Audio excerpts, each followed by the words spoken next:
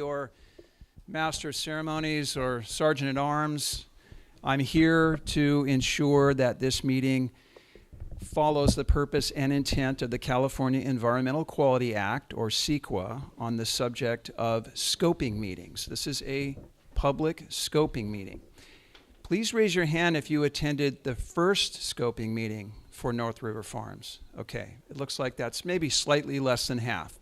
Please raise your hand if you have attended a CEQA scoping meeting before. Okay, all right. So I'm going to give you just a brief primer on the scoping process, CEQA in general, the city's role here, and your role here today. Before I do that, I'd like to introduce city staff present at this evening's meeting. Jonathan Borrego is our Director of Development Services, and Jonathan is here. To his right is City Planner Jeff Hunt. Project Manager Rob Dimahowski is here. He is responsible for processing this application on behalf of the city, and he can answer questions this evening about the entitlement process, the project review process. We have here present on behalf of the applicant, Project Manager Ninia Hammond, and accompanying Ninia are members of the environmental consultant team, and I'll leave it to Ninia to introduce those individuals. So again, I'll provide a little bit of orientation on the scoping process, the EIR, the Environmental Impact Report process. Ninia will provide a project description for you. We will then open it up to public comment. You will have 2 minutes to speak, consistent with the amount of time provided to those at the first scoping meeting. We will ask that you come forward to this microphone here. I will call you up 3 or 4 at a time, and we'll go from there. We do ask that in addition to any oral input that you provide, that you also provide your comments in writing. I didn't confirm that we had comment cards at the back, but I think that we do. So please fill those out. The pink slip is for those who are interested in speaking. The white comment cards are to be turned into us. Thank you. And we will review those, and those will become part of the public record. We'll talk toward the end about next steps in this process, and as we did before, some staff will remain available after the meeting for some informal discussion. Next.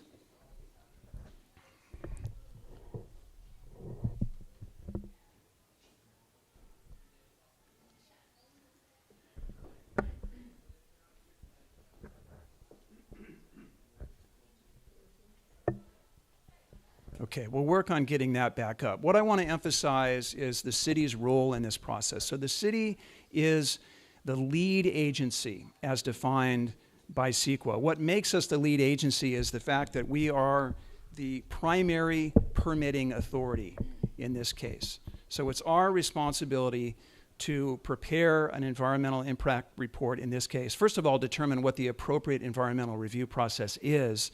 And once we've made that determination, which we have in this case, to process the appropriate environmental document. So this establishes from the CEQA guidelines what constitutes the purpose of an environmental impact report. And it's important to understand that an environmental impact report is an informational document. And so in pursuit of preparing the most complete an accurate environmental document on this project, we invite you here this evening to give us your perspective on what we ought to study in terms of potential environmental impacts of this project in the environmental impact report.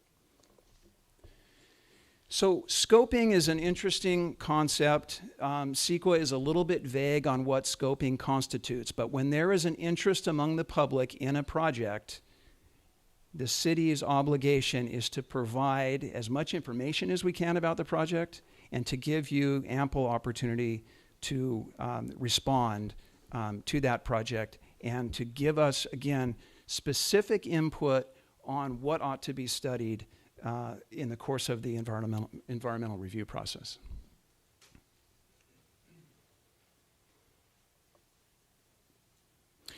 So let's talk about what a scoping meeting is and is not. So a scoping meeting is an opportunity to learn more about the project. You'll receive a project description. You've got some illustrative boards here to review if you haven't already. We won't be answering a lot of questions on the specifics of the project this evening, but we will give you an indication of how you can get that information if you don't already have it. We want to help you understand the CEQA process.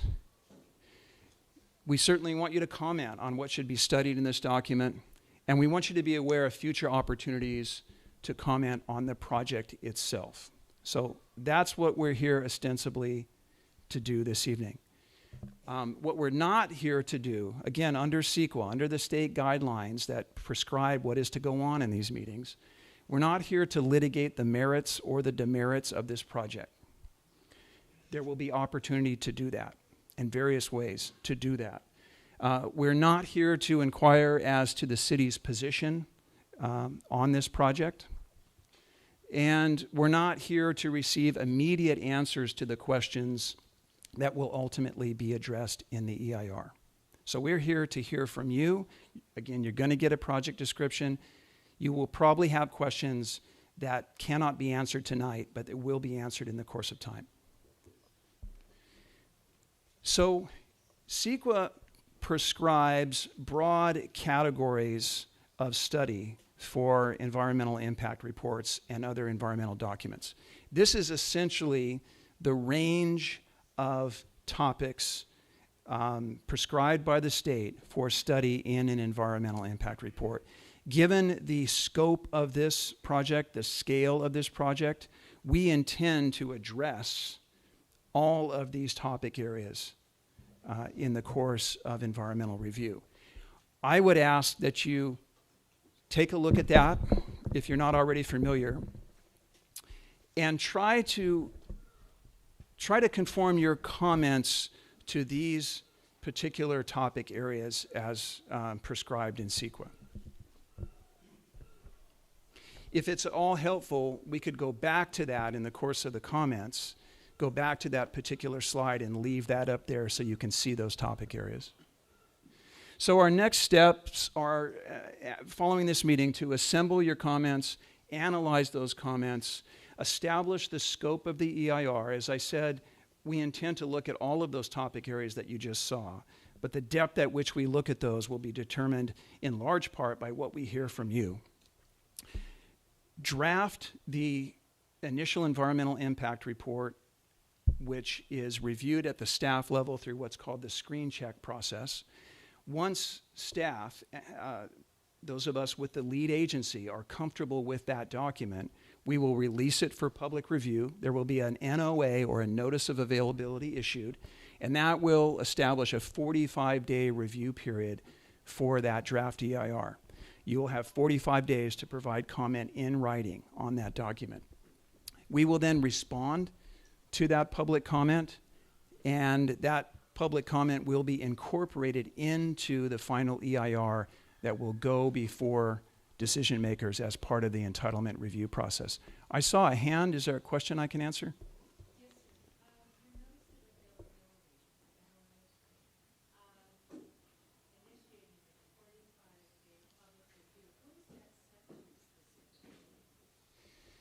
That's an excellent question. If you're on our interested parties list, it will be sent to you.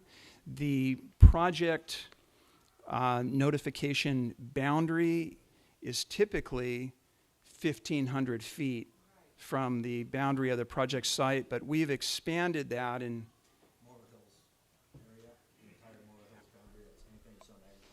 all of the South Morrow Hills planning area, which is essentially all of the agricultural properties, will receive notification.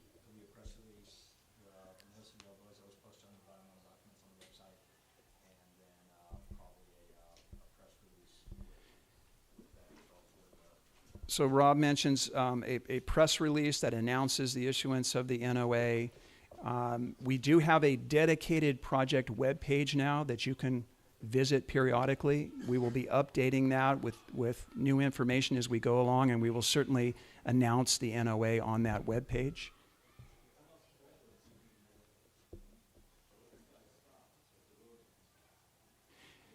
Properties outside of the city's boundary. If you place yourself on the interested parties list, you will receive notification.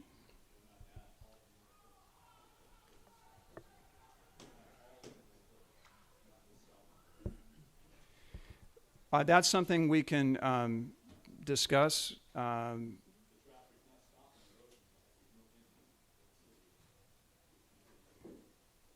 Let us take that under consideration, and I'll get your contact information and get back to you on that. Okay. All right, so with that, I'll allow Ninia to come forward and give you an overview of the project.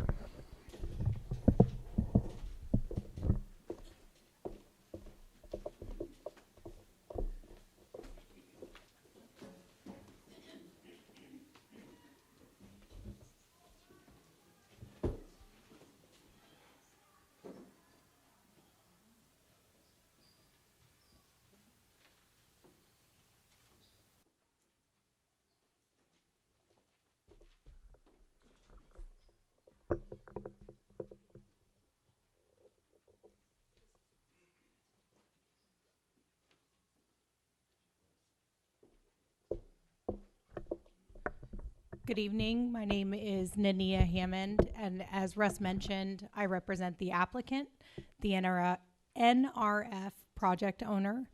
We submitted an application, pardon me, in the summer of 2016 to process a development plan for North River Farms. What we're presenting tonight is an overview of the project description for the purposes of scoping the EIR. So as Russ, sorry, I'm not very good with microphones. As Russ described, the process that we're going through is the California Environmental Quality Act.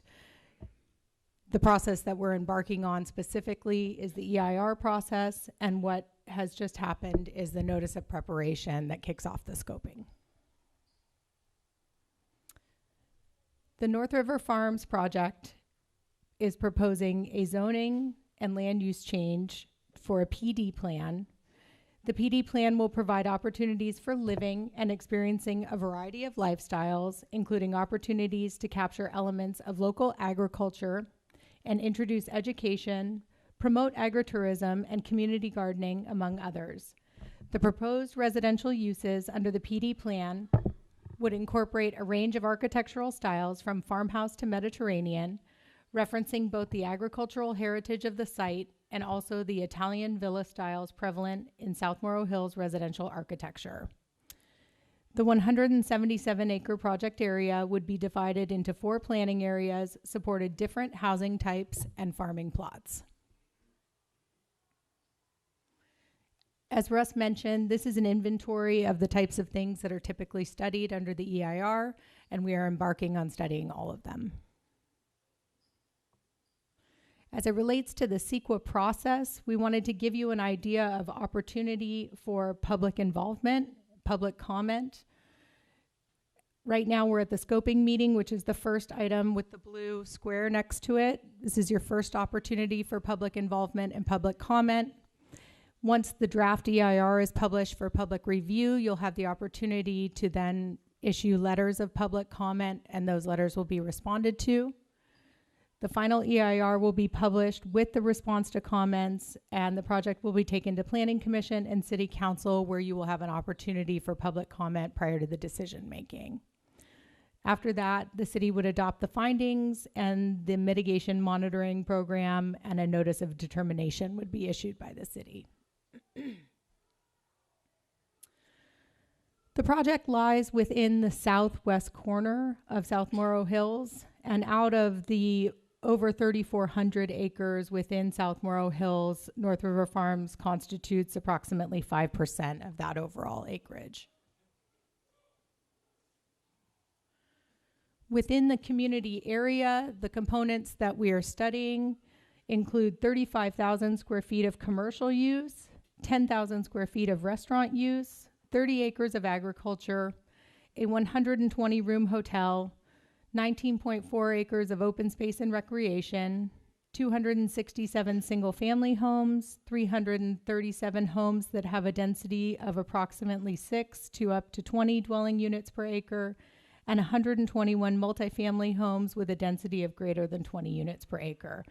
The overall unit cap that we've established is 725 dwelling units.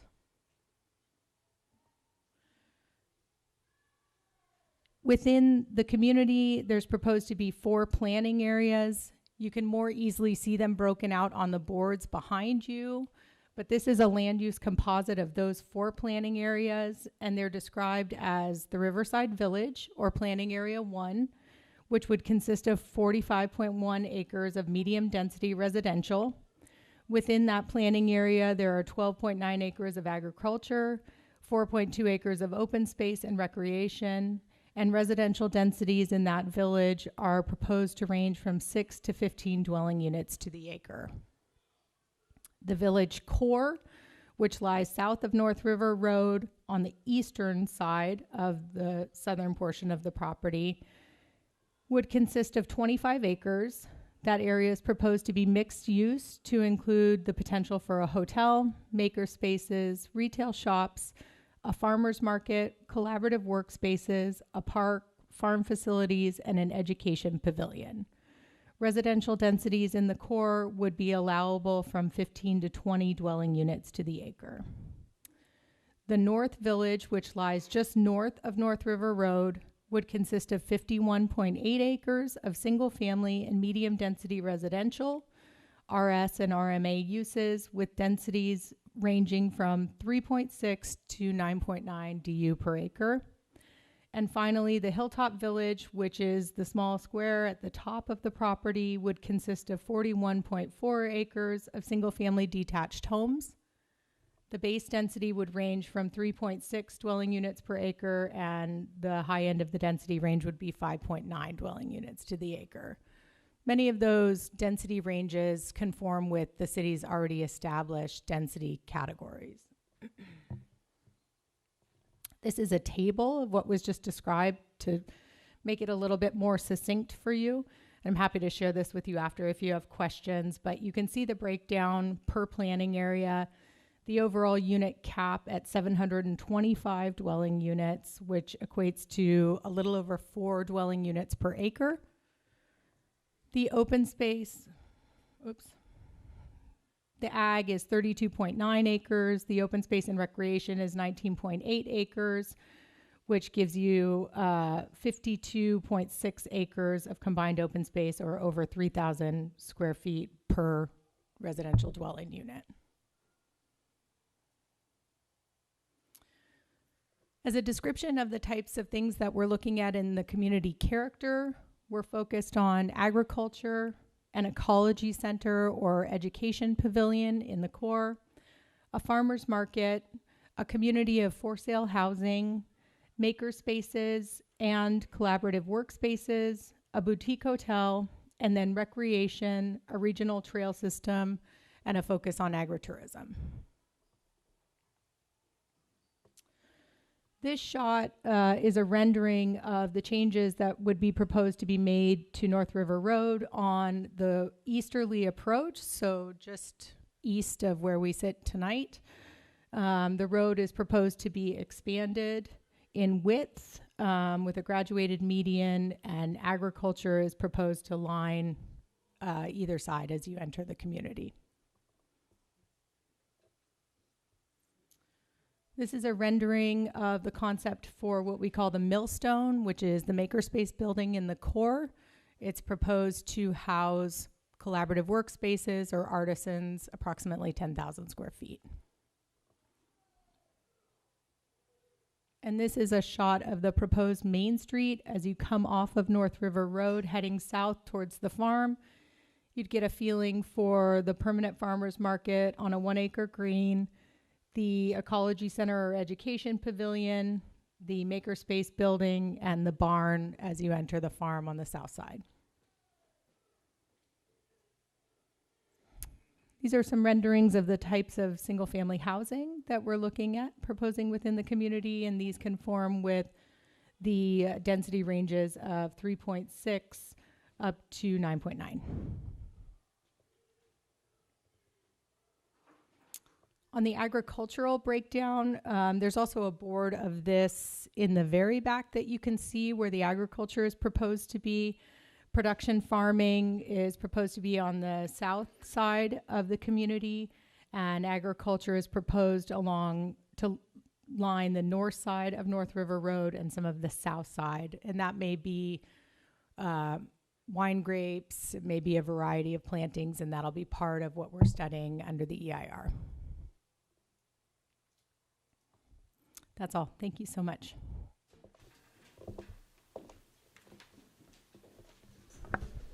For those standing, I understand you may be choosing to stand, but we want you to be as comfortable as we can make you, and there are a few more seats available. So please seek those out if you would prefer to sit down. So as I indicated, this is the second scoping meeting.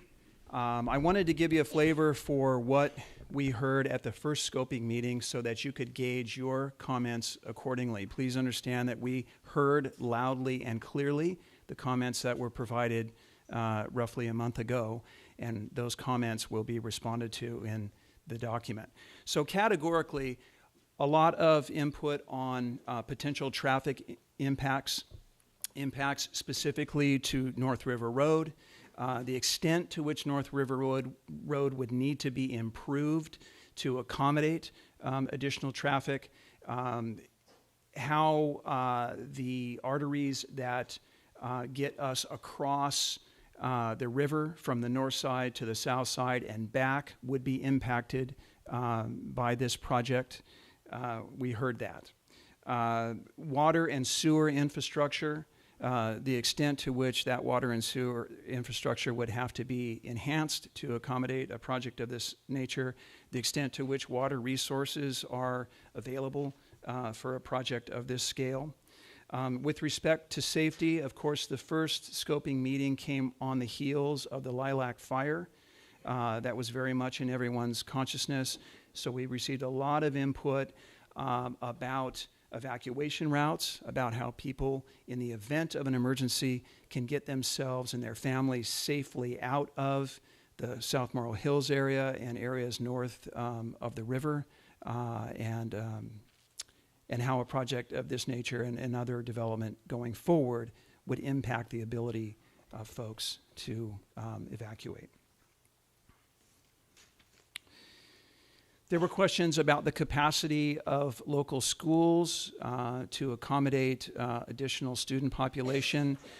We do, as a matter of course, send all materials to the school districts and encourage their input in this process. I believe to date we've yet to receive formal written comment from the school districts. If you have an interest in the school district responding to this project, you may encourage that they do so. We heard concern and questions about potential parking impacts.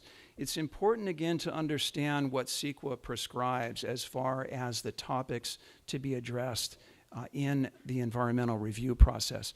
Parking typically is not an issue that is studied in an EIR. Other issues that are not studied in EIRs are economic issues, and there were a number of questions, very valid questions, about the economic or fiscal impacts of this project. Those economic and fiscal impacts will be studied. They will not be studied in the scope of the environmental impact report, however. So that's really not a topic of discussion this evening, but you will have, going forward, ample opportunity to continue to raise those issues about fiscal and economic impacts. The questions about how this project could potentially induce additional growth, that is a CEQA concern and something that will be studied. Comments about how the project might impact the flood zone the project is adjacent to and partially within a flood zone within the San Luis Rey watershed. That will be studied. That is a CEQA concern. Questions about how the project would impact agricultural use on the site and agricultural use in the vicinity of the site. That is a CEQA concern, and that will be studied. Questions about greenhouse gas emissions and how an increase in what we call VMT, or vehicle miles traveled, occasioned by the project, would impact greenhouse gas emissions and how those greenhouse gas emissions could be mitigated. And cultural resources. We know that in South Morrill Hills there are some important cultural resources. We are mindful of that. That is a CEQA consideration, and it will be studied. So with that in mind, I'll grab the comment or speaker cards, announce the first 4 speakers, have you come to this mic here. Yes, sir. I've got a quick question for you. Sure. It sounds like you're laying down the ground rules that we heard you the first time and maybe we don't want to hear you again? Or is that what I'm hearing from you, sir? No, and I apologize if that's the impression that you've gotten. I want to just establish for you what was heard previously, particularly for those who were not here, but I guess also for those who were here, so that comments from those who were here previously can perhaps expand upon comments that were made previously. Fair enough. Yeah, okay. Why are the economics, they are an impact on the environment, so why would it really be included in the study, considering that it's really only $150,000? Yeah, this is a question that many folks, many stakeholders throughout the state of California have had. There's now a fair amount of case law that has established that economic considerations are to be dealt with outside the scope of CEQA. That's just, that's state law, and as further reified by case law, actually some fairly recent case law. But again, those issues will be studied, just not in the context of the environmental impact report. Okay, so our first 4 speakers will be Mr. Eubank, Bob Eubank, Christine Mohar, yes?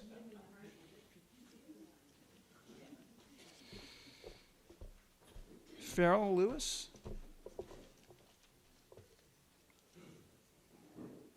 And George Simmons. Simmons, excuse me, George Simmons.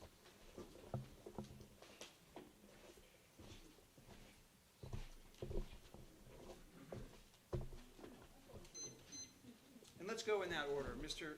Eubank? Hi, Bob Eubank, 600 Wilshire. Little quick background. In the early 70s, my parents came down here from, it was LA originally, and then getting away from the crowd, moving down to Orange County, and then coming down to North County, and my dad said he found heaven when he got to South Morrill Hills. Looking around there, it was Little House on the Prairie, the first house that they built, rolling hills, extreme beauty, and this is one of the reasons he really wanted to take over down there. I'm glad to see that we're thinking about in these reports what's going to be happening, and they are considering some of these issues we are dealing with here. My big concern is, once again, the density. We're moving straight from the area by Vandegrift, and we're taking it right over to the very border of our only true green belt that we have in all of Oceanside. Now, we can choose to make that an asphalt jungle from the beach all the way to the 15, and we could make some extra tax money that way and have a wonderful time.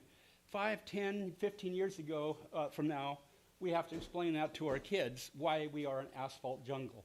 And why can't we have a little bit more breathing space and offer us something that cities treasure, having greenbelt. And you're talking about a 19-acre chunk here and another couple of chunks. Those are little chunks. Those are nice. What about an area that represents an entity of farming? And this is something that we're talking about. Doesn't bring in the tax dollars maybe, but it does bring in an image. Long term, that's what we build our whole future on.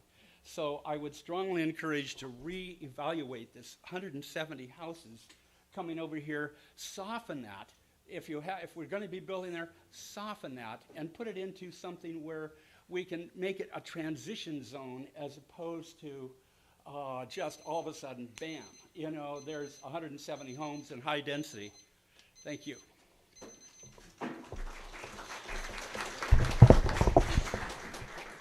Hi, my name is Christine Mohar. I'm an attorney here in Oceanside. We've lived in our home for 30 years. I live over by Guahomie Park.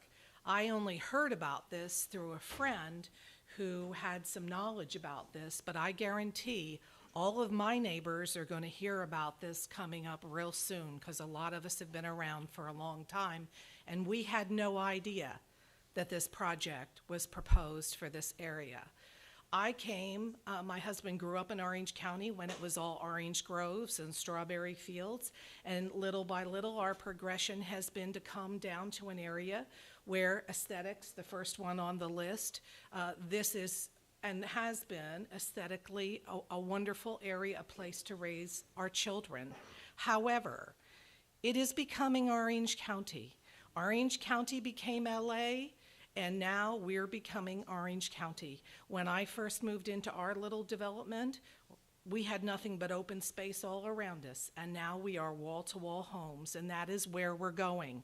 And if you think that a little bit of extra tax income is worth all of this, trust me, what you're all going to pay for water, because it's going to be scarce, what you're all going to pay. Right now, when we first moved in, 15 was supposed to be widened. We were going to get a bypass. It's taken and not even totally finished 30 years later. And now, guess what? It's totally out of date even for the amount of people we have right now. How are you going to get an extra 725 families on that road going back and forth into schools? They're not going to sit in this cute little community. They have to get out and work. They have to go to school. They have to function. We already can't fit. If you're heading back up, if you're heading east on 76 to try and get out of this community at the end of a workday, good luck. I hope you brought something to listen to in the car, because it's already outdated and we haven't even started this process.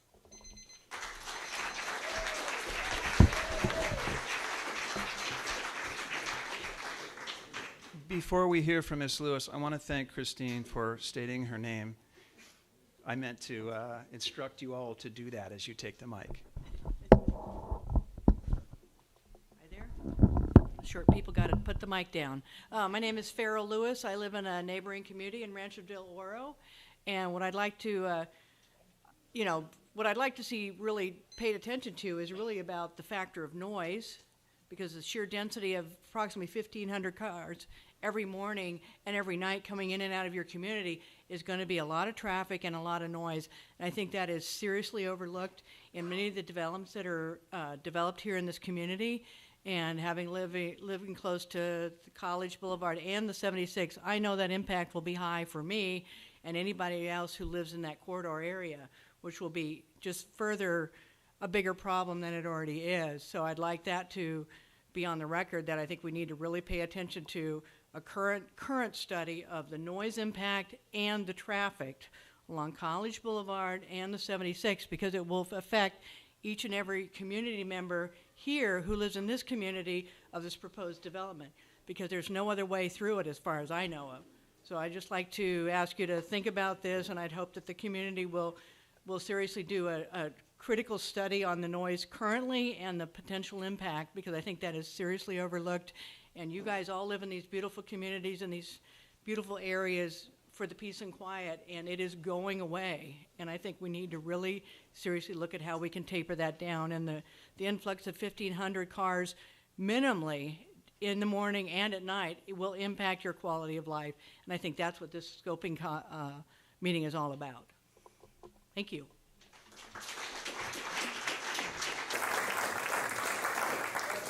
Simmons takes the mic. If I could invite up Mr. Dean, Philip Dean, Mark Oakes.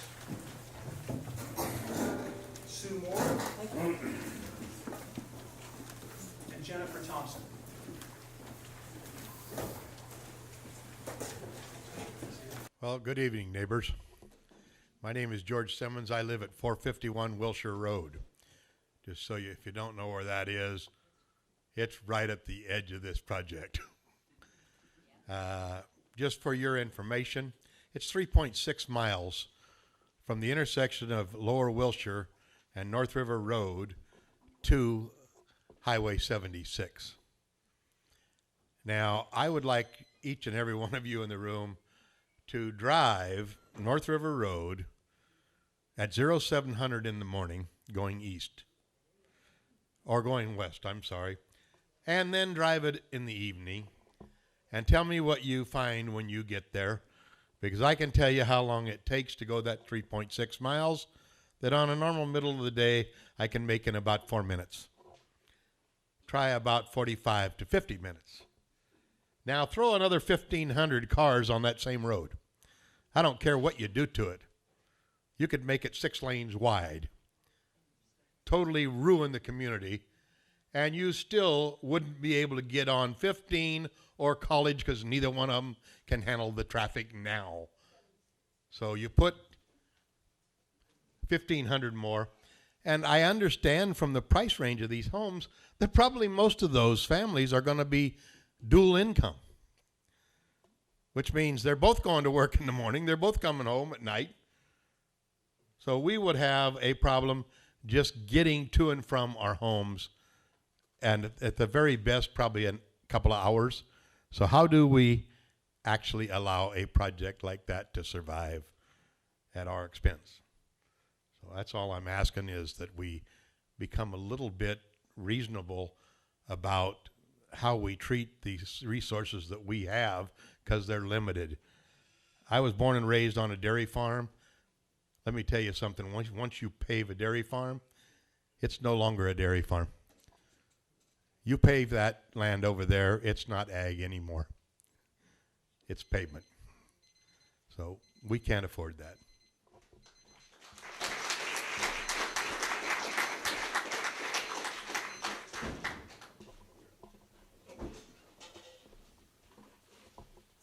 I always looked at South Morrill Hills as being a part of.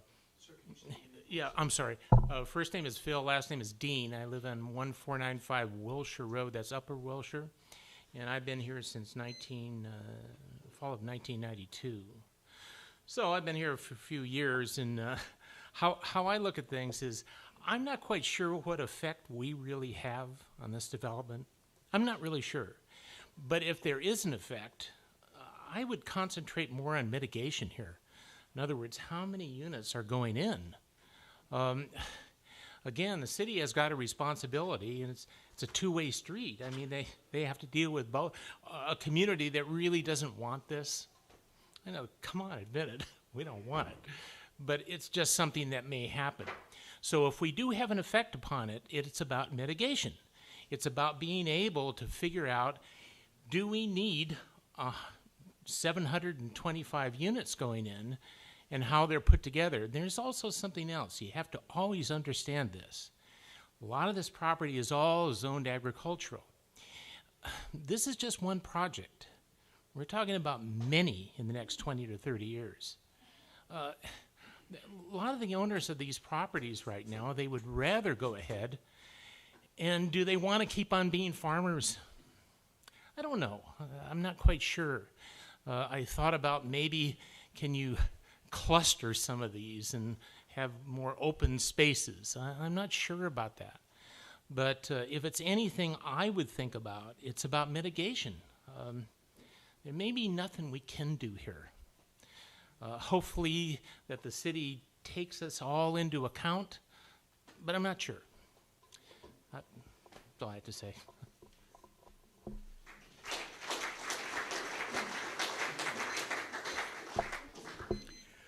My name is Mark Oakes. I'm at 480 Sleeping Indian. I'm just going to run down a list that I have here. Some of them were picked up from the last meeting, but some I want to continue through with it.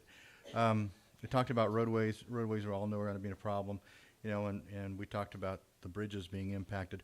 Well, I think if this is going to be going through any further consideration for additional bridges are going to be probably a topic that comes up, and at that point, where are we going to put the bridge? Who's going to want that bridge going across to their community? Where it's going to go, but it's going to have to be something that we're at least thinking about and considering, because it doesn't work at the moment, and it's not going to get better. Electrical, substations, capacity, future electrical delivery, they're all, it must be a requirement when development proposals are considered. So, you know, let's get SDG&E involved as well. Let's find out what we've got going on and what we're going to have to do to support these people. Talked about schools. The fire, again, dwelling units are going to be used to determine the protection requirements and manpower. Additional fire stations and equipment to support the demands of the development must be solely borne by the proposed development. All dwelling units probably should, in fact, be considered to be built with sprinkler systems within them. Just see what we had potentially happening to our community a while ago with the fire. You know, having that suppression already built into these homes maybe should be considered to go immediately into these new homes as well. Police, again, dwelling units are all going to be determining the protection requirements and the manpower. Again, if they're proposing this, they need to pick up that cost. Let's find out how it's going to affect us and what it's going to cost, and get it to the developer. They're the ones making the money. They're the ones that should be paying this money. Corps of Engineers. I heard that we're in the floodplain, but the Corps of Engineers does a whole lot more than just talk about the floodplain, how it's going to be built. Okay, real quickly, you know, these issues and findings are all going to be determined, and it comes down to me is that I want to make sure that we all have the right to quiet enjoyment of our property, which is our right, and let's keep pushing towards that. Thank you.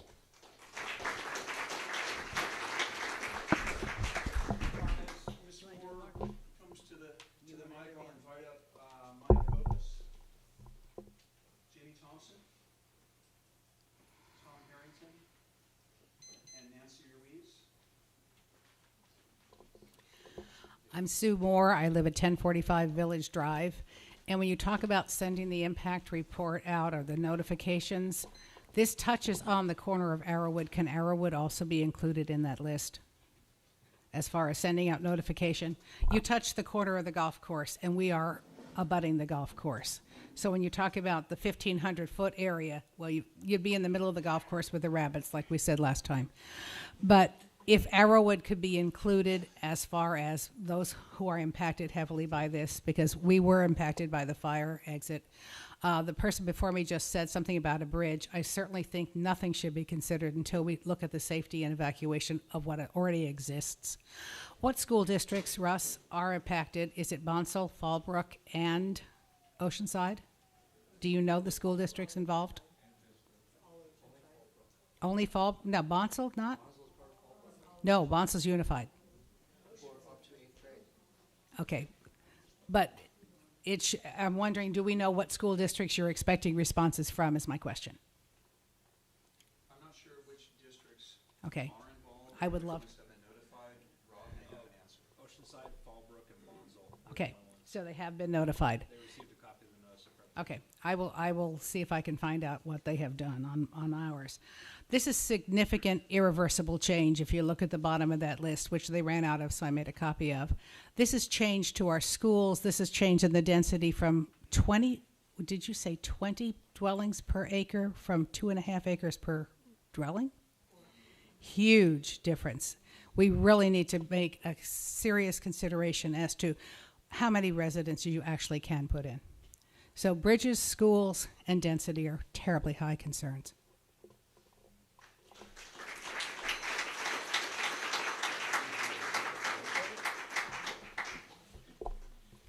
Tom Harrington, and I live on the upper end of Sleeping Indian.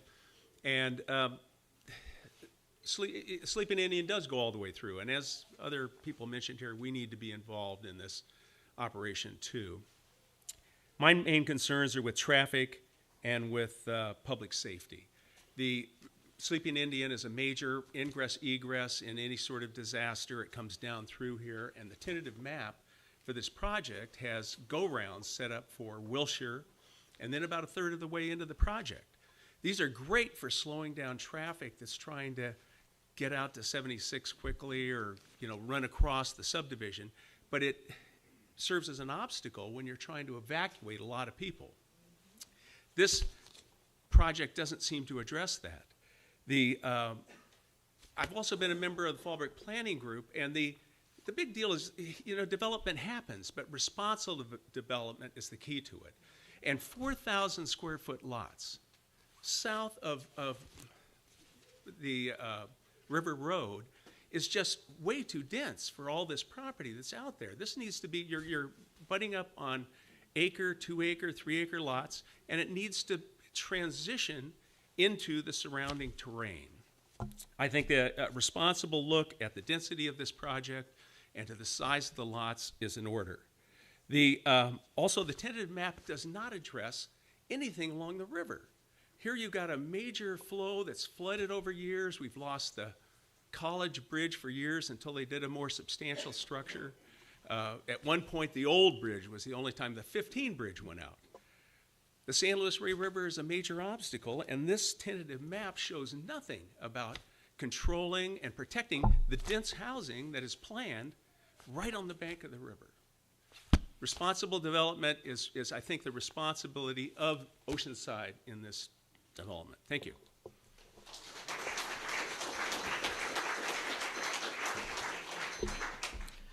Good evening. My name is Mike Kobos, and I'm up on the upper end of Sleeping Indian as well.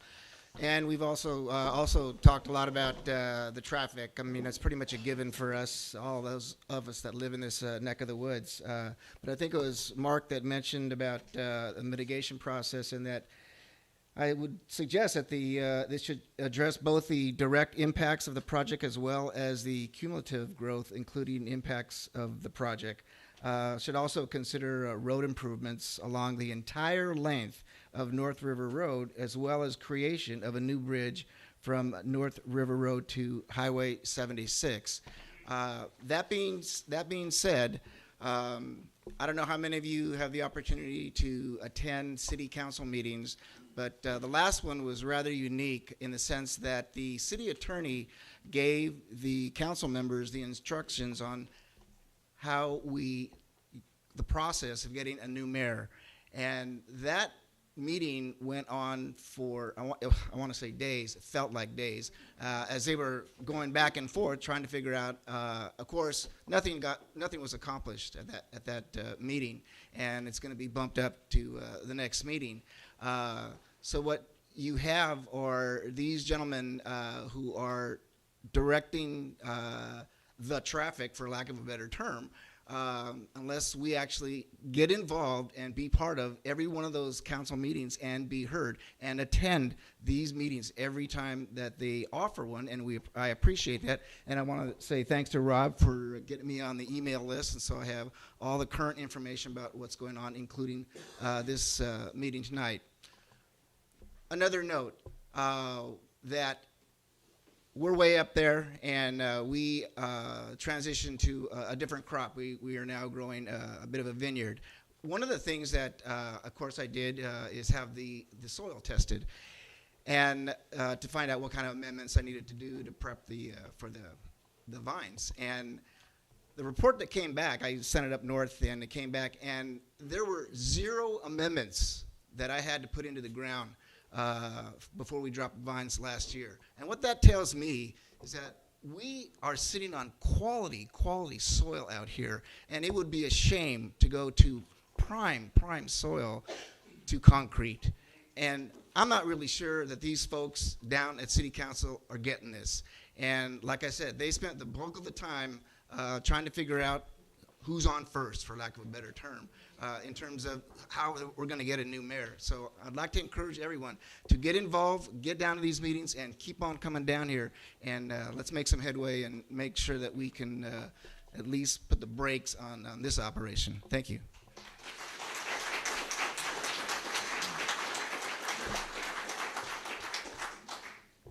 Hello, my name is Jamie Thompson. I'm here in Oceanside. I was given a piece of paper to read here, so you'll have to bear with me. It's not my deal here. Let's see.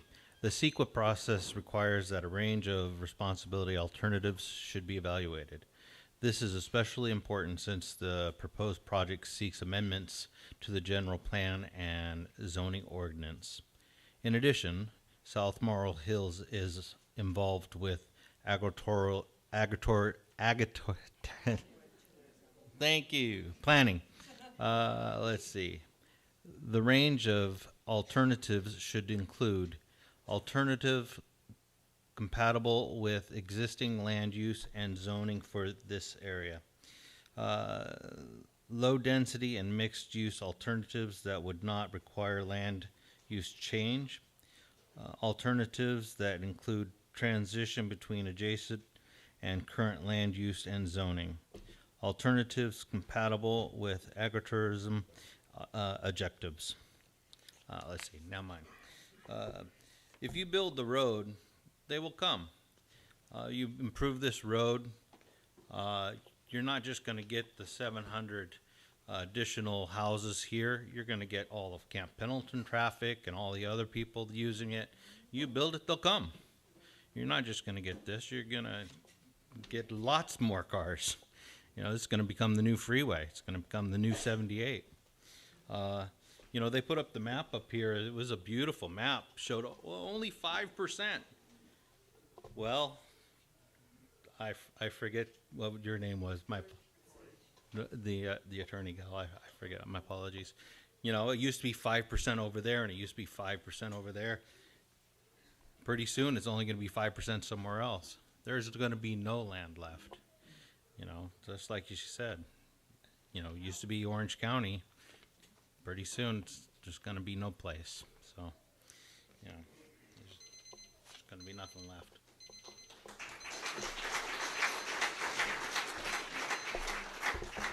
Before we hear from Nancy, I'll call up Victoria Higgins, Patricia Bullock, Vicki Tanamachi, and Phil Kogan.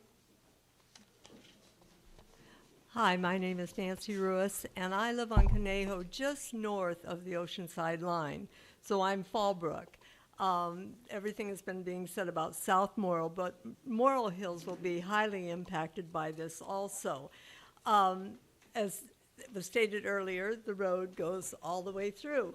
When the people cannot get through on North River Road, our roads will become packed up there. They're private roads. The residents pay for them ourselves. They're not maintained by the county. So this is a big consideration on our part. What are we going to do about our roads?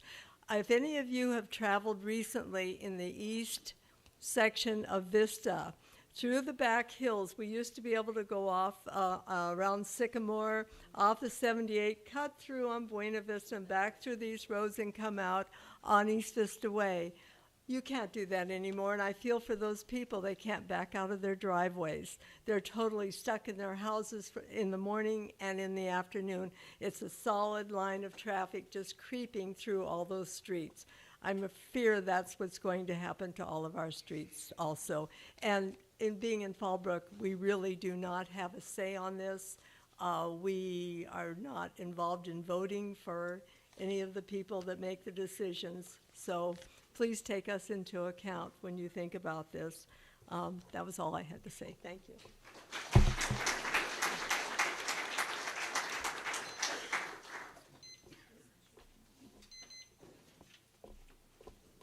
Hi, my name is Victoria Higgins. I live on Morrill Heights in South Morrill Hills. The proposed project is partially within a 100-year floodplain on the south side of the North River Road. So the EIR should reference that the North River Road has been damaged and closed during previous storm events, included extended closure after the 1990 El Niños. The impact analysis should evaluate hazard risk to public safety from development, and the impact analysis should also evaluate potential economic impact to the city associated with emergency response and repair during flooding, and an economic impact associated with flood insurance should also be identified. Thank you.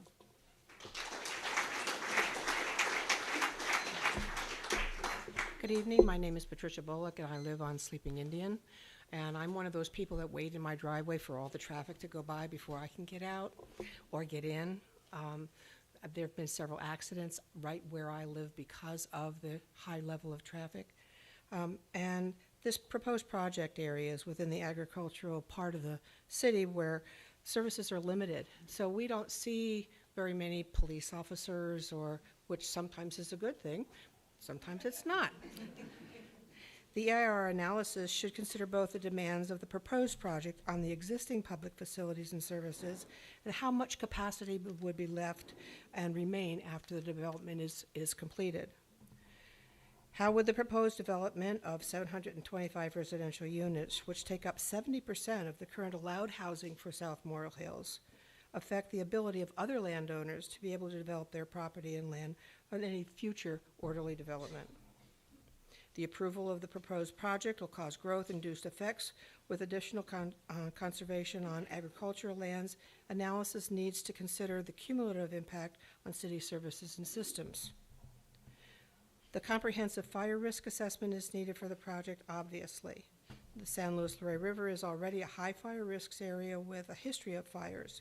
Fire risks and exacerbation of the proximity of the development of the riparian corridor, drought, delays in vegetation maintenance, as well as increased risk associated with long-term impacts of climate change and also associated with the Santa Ana winds.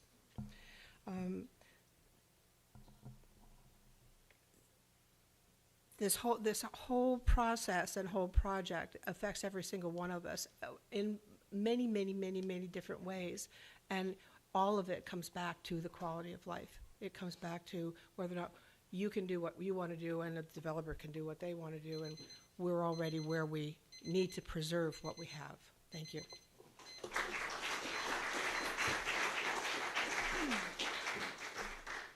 Hi, my name is Becky Tanamachi, and I live in Fallbrook also. On Sleeping Indian, I live just past the border where South Morrill Hills becomes Morrill Hills on Sleeping Indian. And I can tell you there's a lot of traffic. I drive that every day to go to work.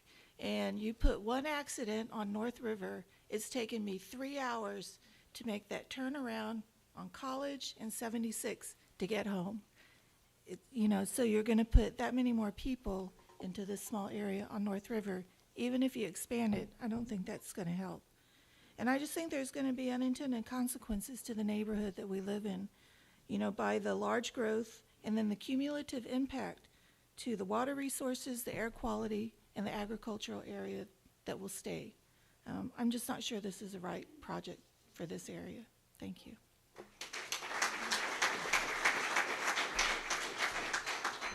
Before we hear from Phil, I'll invite up Faye. Oceanside. Faye?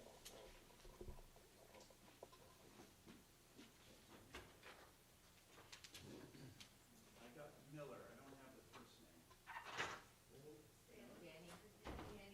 Danny? I have another Miller. Both of the Millers and Miss Greaves. Hi, my name is Phil Cogan. I live on Conejo Road, which is at the top of Sleeping Indian. And a couple of points that I just wanted to bring up is, one, I read the notes from the planning board meeting in February, and they outlined about 8 items, which I have listed here, and their summary was to not move forward on this project. So one question is, why are we here?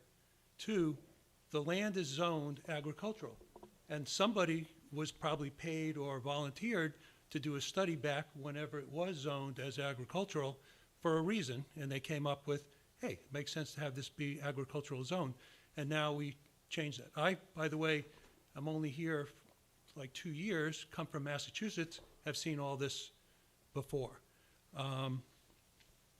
Traffic right now on North River Road is impossible and unsafe. I don't know how many times there's accidents, and I always wonder when I hear a motorcycle if somebody's going to get killed. The other thing is, Sleeping Indian is a bicycle-friendly road, if you read the sign, and I ride a bike, but I will not ride a bike on Sleeping Indian Road because there's fatalities. And you see little crosses and flowers along the side. And so this is putting another 1,500 cars on the road is certainly not going to do that. And by the way, it's one of the major bicycle traffic roads. If you take a look on a Saturday morning and you see clumps of 20 and 30 people at a time, and there are rides that go cross country, and guess where they go first? Up Sleeping Indian. And that's going to be totally unsafe. And okay. Quality of life, and we talk about, I live on 1 acre parcel, and I grow avocados, oranges, and macadamia nuts. And I have 1 acre, and sometimes I feel my neighbors are too close to me. But then I heard that there's going to be 20 units per acre in the high density, and that's worse. Okay, well, I guess I'm out of time on that. One other thing that must be said is water. As soon as we have another water restriction, the agricultural will be cut because houses are more important. And once you pave agricultural, it cannot come back, even if you dig it up.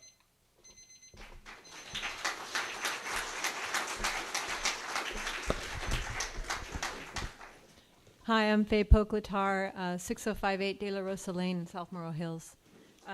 This is regarding land use. SANDAG has assumed that each city in the region will comply with the provisions of the Sustainable Community Strategy to integrate land use and transportation planning. This includes the expectation that the majority of growth in the region through 2050 will occur at 200 smart growth sites. The EIR should evaluate how the proposed project complies or fails to comply with the provisions of the Sustainable Community Strategy, including proximity to a designated smart growth site. The analysis should consider how the proposed project alone, and as well as cumulative growth-inducing effects of the project, will impact the ability of the city to comply with this regional land use plan. The cumulative impact assessment needs to be realistic about how one project will lead to others based on the clear pattern established in other cities in this region. Thank you.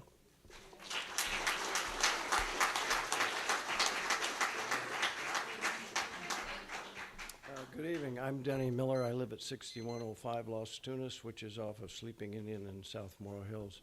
My comments tonight are about aesthetics. In fact, the first part of the EIR up there. This project area is within a rural agricultural community where existing farmland and open space along the San Luis Rey River provide rural scenic views along North River Road. The EIR's analysis of impacts to aesthetics should consider the existing scenic parkway overlay status of agricultural lands within the project area. North River Road has been providing residents of Oceanside a nearby authentic and unique rural scenic experience for many years. Impact analysis should address degradation of the visual character of Morro Hills community and the scenic corridor along North River Road. Impact analysis should address creation of new artificial light sources that would not degrade aesthetics at night. Very important to me that we don't have bright lights all the time out there. The EIR should clarify that proposed landscape median is temporary, being within the right-of-way of future expansion of North River Road, and should not be characterized as an aesthetic amenity since it will not be a permanent feature. Mitigation should focus on retaining agricultural lands and the open space buffer along North River Road. Thank you.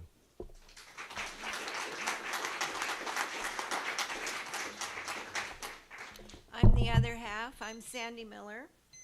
I live on Las Tunas. I want to talk about air quality. The greenhouse gas emissions are significantly less from agriculture lands compared to urban land. The impact analysis should qualify increase in greenhouse gas emissions from conversion of agriculture land.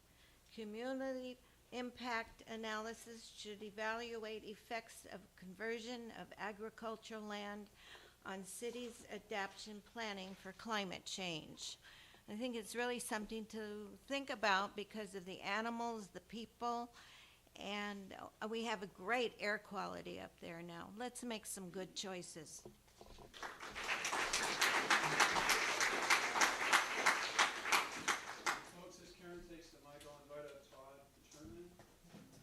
Jason McDonald, Dana Corso, and Charlie Carter.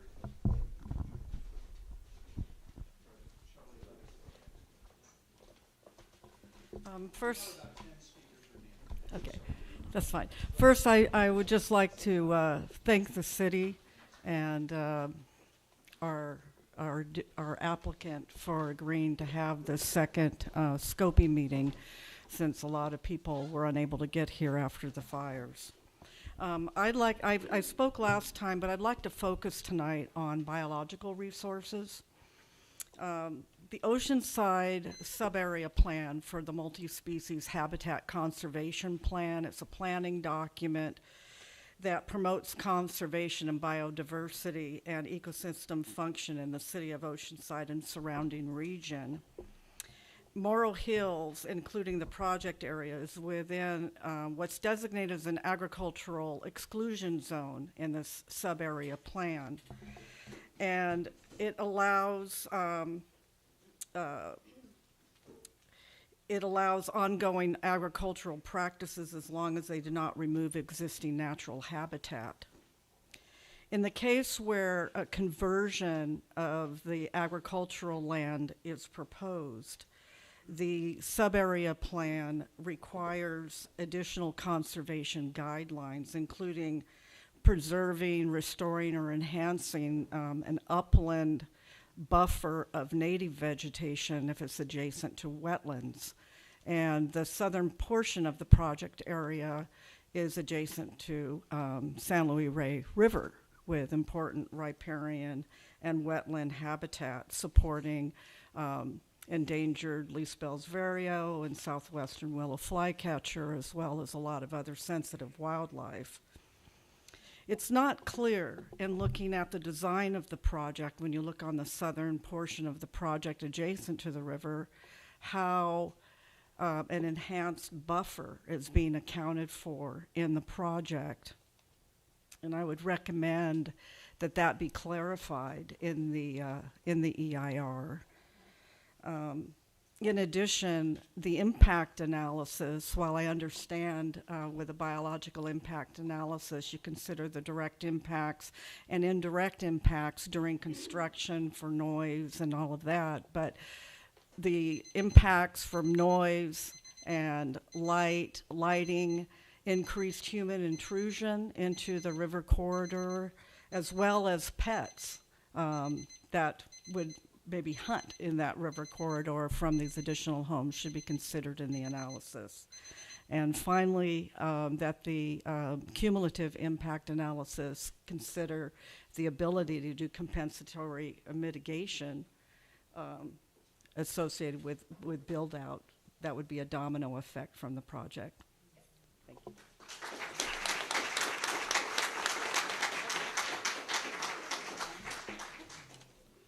Hi, my name is Todd Turman, and like the one gentleman said, I don't know why we're here.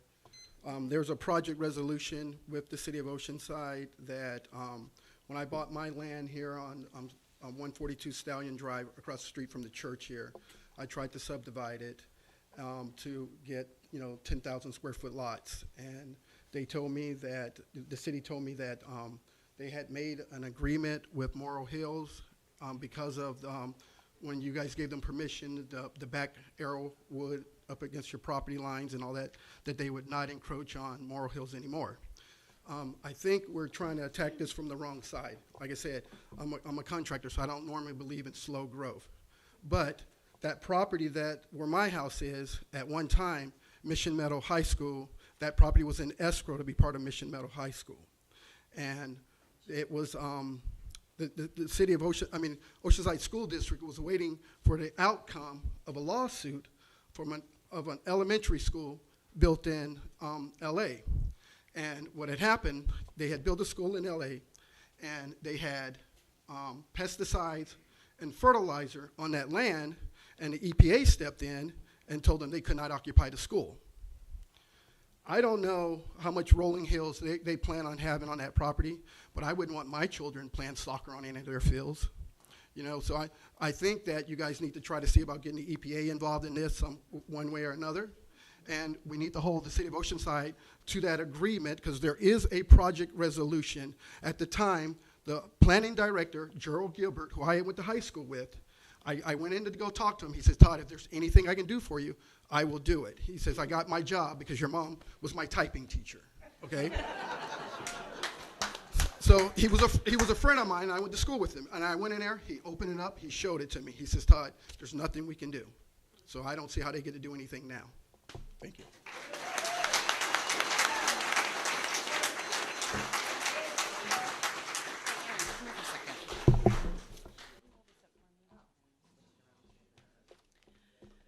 Okay, good evening, everybody. My name is Dana Corso, and I'm the president of ACTION, which stands for the Alliance of Citizens to Improve Oceanside Neighborhoods, representing 42 neighborhoods. I'm also a small business owner of 30 years, working with small and large animals. I understand the value of open space. In addition to that, I'm a California licensed realtor, and I work for a very reputable broker in the area. I have been a landlord with commercial and residential properties for almost 25 years. I know and understand the value of real estate and how important planning is. I want responsible development. This project is not responsible, it is reckless. South Morro Hills has been zoned for over 40 years agricultural land for reasons including farming and open space. Zone high density housing is not compatible with agricultural land and farming. We all know that. Our city staff, these guys here, denied this project. Our city planners denied this project. Our planning commission denied this project. Councilmember Sanchez denied this project. Oceanside Chambers of Commerce, which barely ever chimes in, denied this project. My organization and all the neighborhoods said no to this project. Preserve Calavera and many other people have said no to this project. The community said no. The reason why we are here tonight, because there's 3 council members, Kern, Feller, and Lowry, who have disregarded all of us, including these guys that work for them.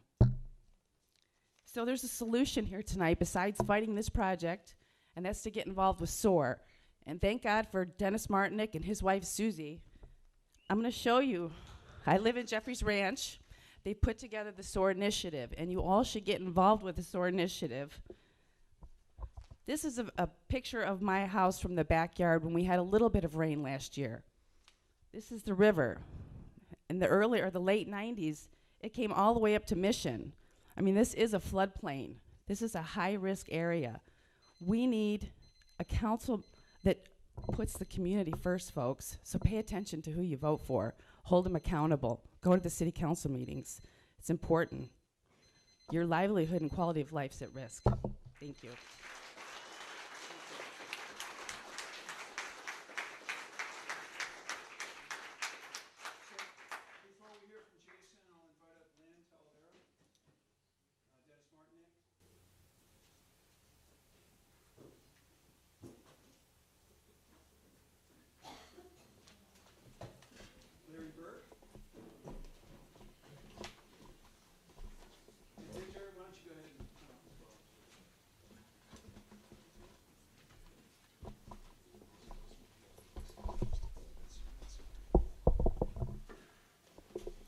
I'm Jason McDonald. I live on the south side of the river by Mission Vista High School.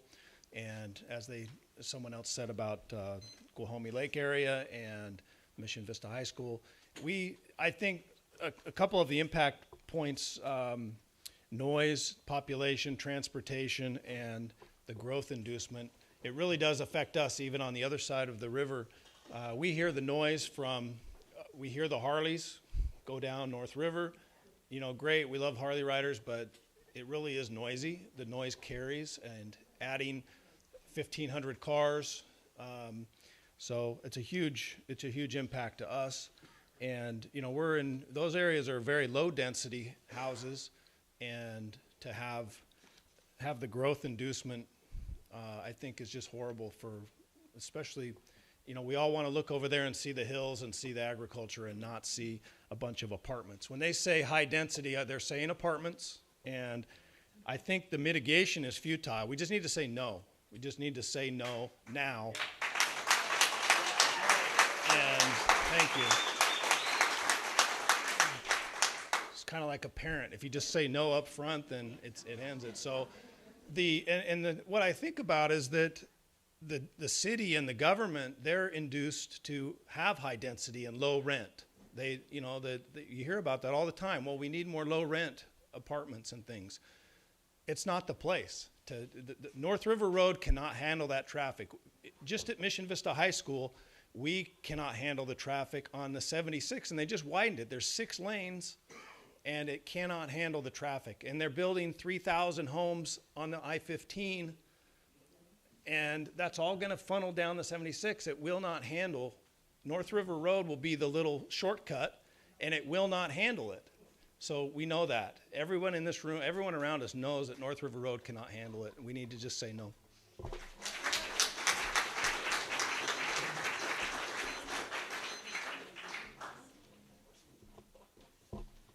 Good evening, everyone. My name is Lynn Talavera, and I live on Sleeping Indian Road. I commute 2.5 hours every day to my job in Sorrento Valley. So I know what traffic is like around here. My house is up on top of a hill, and when I have insomnia at night, I hear the 18-wheelers coming down Sleeping Indian and Wilshire all night long. So I have a couple of questions for the audience and then one for the city. My first question is, how many of you remember a couple of months ago when the city of Oceanside repaved North River Road? Yeah? I do, because I was trying to get to work on those days, and the first time they started paving the road, the first section, there were not even any signs put up advising us that they were going to be paving, and I called the city. Why? Because they didn't get the signs made in time, or somebody stole them, or something like that. And then later on, as they moved down the road to repave towards Sleeping Indian, one day I came out at the bottom of Sleeping Indian and North River Road, and I can go right and go down the 5, or left and go down the 15. And the traffic was backed up past Sleeping Indian, and I could hardly even get out because the city of Oceanside had no traffic control at that intersection, and I almost got hit just trying to get out of Sleeping Indian. So that's a couple of points. Look at how the city of Oceanside has handled this. We've got 18-wheelers coming down this road, and now we're going to have roundabouts on North River Road? Are you kidding me? I don't know who made that plan up, but they don't know what's going on around here, that's for sure. So those are the two questions I have for the city of Oceanside, the paving fiasco that happened just a couple months ago, about all the 18-wheelers coming down North River Road and Sleeping Indian and other egresses and ingresses into this area. And they're coming 24/7 from the fields, the growers, and so forth. Then my last question is, this is actually an agricultural preserve we're living in here. And I don't know about all you other residents of Morrow Hills, but I have an ag preserve contract for my property that states what I can and cannot do on my property. So where did this go in all of this process? This is my question to the city. What about the agricultural preserve and all the contracts that the property owners have because they live and own property in that agricultural preserve? Thank you.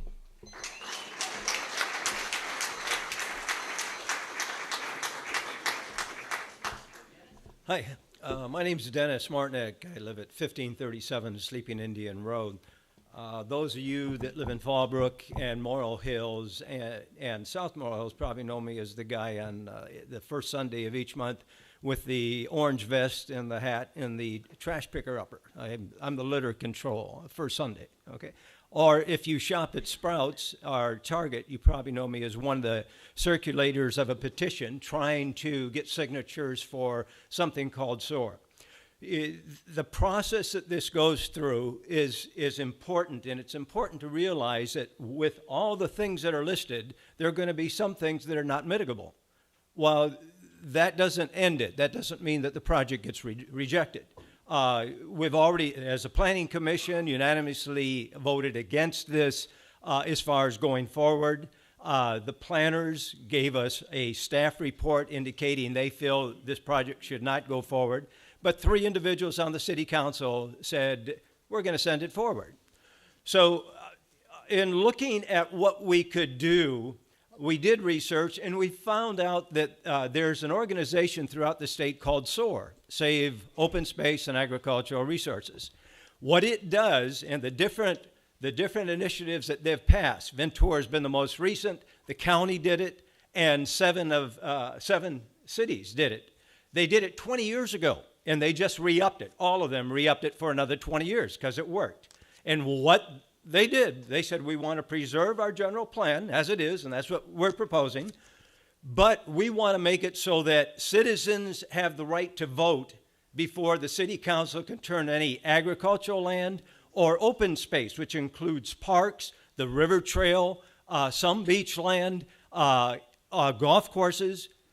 Those are important lands. Those are long-term resources. We should consider what can happen to those resources. It will be cumulative. It will be, once this project gets going, it's precedent setting. So that'll mean you can see the other projects, the other individuals who want to develop high-density housing to get a few extra bucks, not a few, maybe $20, $40 million on their land, depending on, of course, the number of acres. So in looking at cumulative impacts, one thing should be done is a LISA analysis. It's an analysis on agricultural lands and the value of those agricultural lands to the area. So hopefully that will also be done. There will be letters requesting that. But even if that's done, all the city council has to say is that they're overriding considerations. We're going to pass it anyway. So the only way that we could come up with is a SOAR initiative giving voters the right to decide, not the city council, when it comes to changes in land use as it relates to agricultural lands and open space. Okay. So if you're available, please let us know. There are people who will be giving you information as you leave. SOAR, we have a website. It'll give you all sorts of information on how well it's worked in other areas. Okay, thank you.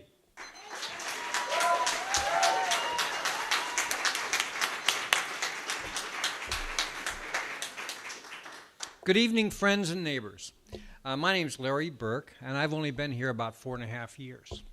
So I'm pretty new to the area. The good news is I don't live on Sleeping Indian. I live at 1118 Village Drive. I want to say, first of all, there's been a lot of really great discussion tonight, some valid topics. But quite honestly, folks, you're looking at this all wrong. You're not looking at the positives this project is going to bring to each and every one of you in this room. But before I get there, I want to talk about the good things I've seen since I've been here.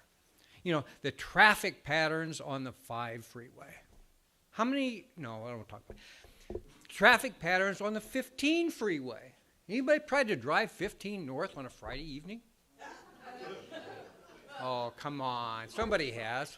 Okay, let's talk about the 78. Wow. What a beautiful highway. You ever tried to get off the 78 onto the 5 or onto the 15? Wow. Anyway, I tried that Saturday, and boy, that was really interesting. But anyway, let's get back a little bit more local here. Let's look at the 76. What a great job the city has done on widening it down here. How much better the traffic patterns have been in the last 2 years, huh? Come on, hear it for them. Let's talk to the city about how great. Oh, okay. I'm being a little facetious. Okay, let's talk about the fires the other day. You know, mandatory to get out. I got out. It took me an hour and 20 minutes to get from Douglas to the bridge. An hour and 20 minutes. Now, part of that was my fault. First of all, I tried to sneak through the base, and they just kind of turned me around. Okay. So then I tried to go Douglas, and that wasn't going anywhere. So then I got back, got on Vandergrift. It was only a little over an hour, but part of that's my fault. But anyway, thankfully the winds died down. Thankfully some plowed fields, I understand, and I didn't burn up. But anyway, lastly is, we've talked about it in length, North River Road. Boy, what a disaster that is. So let's talk about the positives, the real positives about this project for all of us. Can somebody help me?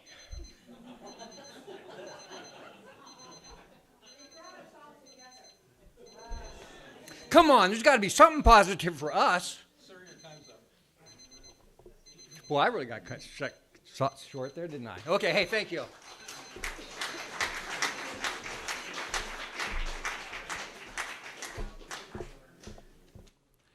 right, good evening, ladies and gentlemen. I'm Victor Roy, resident of Rancho San Luis Rey here in the valley near the Mission. Been here for 40 years and watched the complete build-out of the valley practically. I'm a possible city council candidate for District 2. You all out here are in District 2, and that will be for the November 2018 election. So ladies and gentlemen, fellow farmers, the lilac fire is our big wake-up call. Public safety is and should be first and foremost in our hearts and minds, and now in our actions. In a major fire, do we want people to be gridlocked in their cars and incinerated? That could possibly happen. And we saw what happened when the fire raced across Bonsall and wiped out 46 horses. And people have burned up in their cars in wildfires elsewhere in California. So that's a possibility, and they haven't, obviously, if you sat in your car for 2 hours or 3 hours, I heard some resident in Arrowwood was in their car 3 hours gridlocked, and the aide to the mayor of our city, Mayor Wood, sat in her car leaving Arrowwood for 2 hours and called the watch commander and said, do you understand what's going on out here? Do you know what risk we are at by just sitting in our car and inching along? If that wildfire did what the news media, the terror TV reports gave us, that it was going to race down the river, it was going to race over the hills, those people would have died in their cars. So the city and county obviously have not solved the evacuation plans in event of major disasters like wildfires, particularly the lilac fire. So this project with Integral and the North River Farms project being proposed should be dismissed. Now, we did present a fire map, and they're unable to show you the fire map tonight. Oh, well, here's the fire map, but I asked that it could be projected so you could really see it. And here are the questions we have about the fire map and the fire severity map and zones. And it's crucial to understand what this represents because it implies types of construction, the location of construction, fire response and ability to respond, and the evacuation issues that are all entailed if you allow a project like this to go forward in our agricultural area. Any map produced should also show the streets and the evacuation routes and the carrying numbers. For example, how many vehicles can use the routes in a reasonable amount of time, and 2 hours is not a reasonable amount of time. Sheltering in place is a suicide plan. And tile roofs and wood construction, all of that plays into this. It should show wind direction and speeds, both without fire and with the recent lilac fire. That data is going to be available shortly. Okay, I'll wrap this up. It should also show the water resources to fight the fire and how the crews can get to the resource to bring the water to the fire. And then what about Camp Pendleton? Have they weighed in? How will they get their people out? And in the event of disaster or the major wildfires, and the city needs to consult with them and present that view along with all of this. So thank you for your time.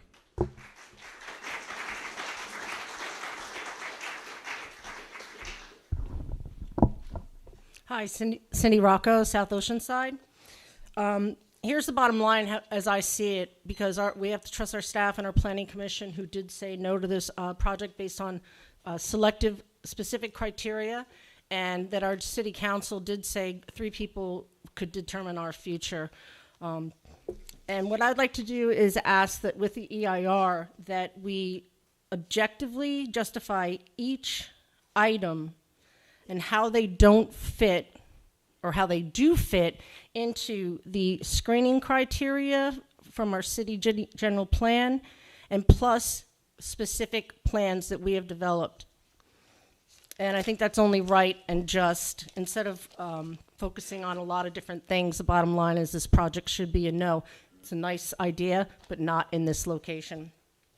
So I want them to convince us, all of us, tete-to-tete, objectively justify the 8 assessment criteria used by the city.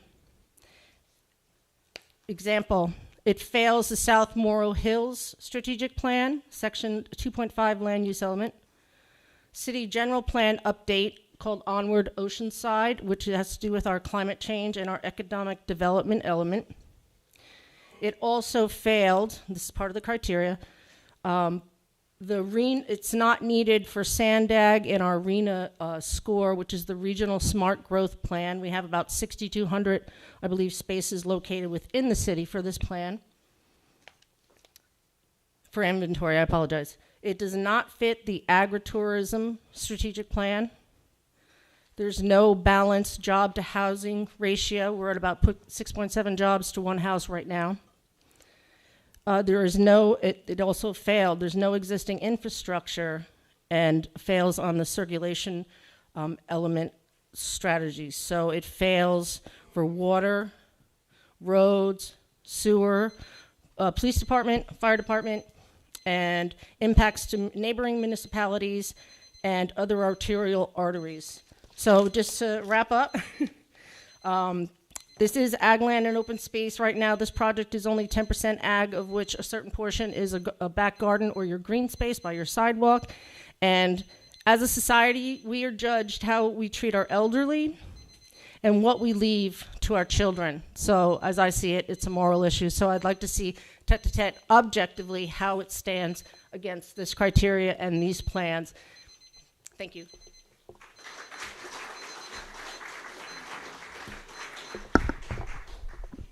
Hello, my name is Erin Morin, and I'm a family farmer up in South Morro Hills. My family's been farming for 40 years, and I think when Integral came into town, they proposed beautiful pictures, beautiful scenery, beautiful roads, and I'm going, what a dumb nightmare this is going to be. This is going to be one hell of a nightmare, because what I see is traffic congestion. I also see a fire risk, mainly because my family's been evacuated up there 3 times. We had reverse 911s. Bonsall was on fire. We had to evacuate a lot of people. This is why we need an evacuation plan. With the fire department, we need this plan right here. The city of Escondido did this. I think that the city of Oceanside needs to do the same and adopt and really look at how we evacuate in a fire situation. The county needs to get with the program, so does the city. The city and the county are both responsible. Even though, yeah, we pay our roads, you guys pay for your roads back in Fallbrook, the county is responsible for your lives. They paid $408 million to put the county on alert when there's fires. This is going to be the new norm, ladies and gentlemen. The fires are going to be happening because we are this is part of climate change. This is part of our cap. The county is getting ready to pass their cap. We need to have our cap ready to go. And we really need to work on fire and evacuation routes. It is really important because our lives depend on it. Thank you.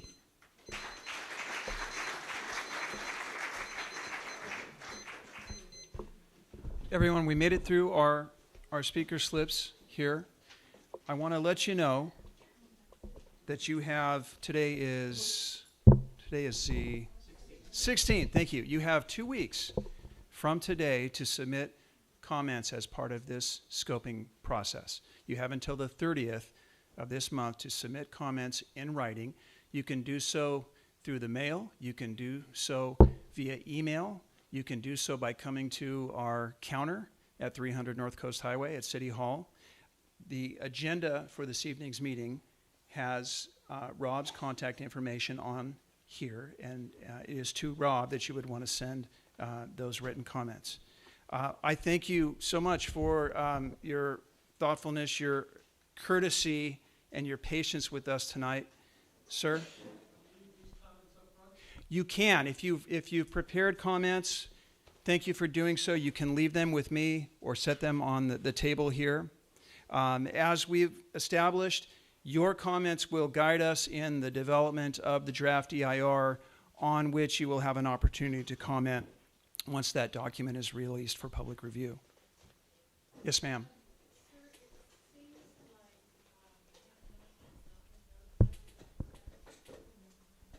Camp Pendleton is always a recipient of notices of preparation, notices of availability. They're on our list.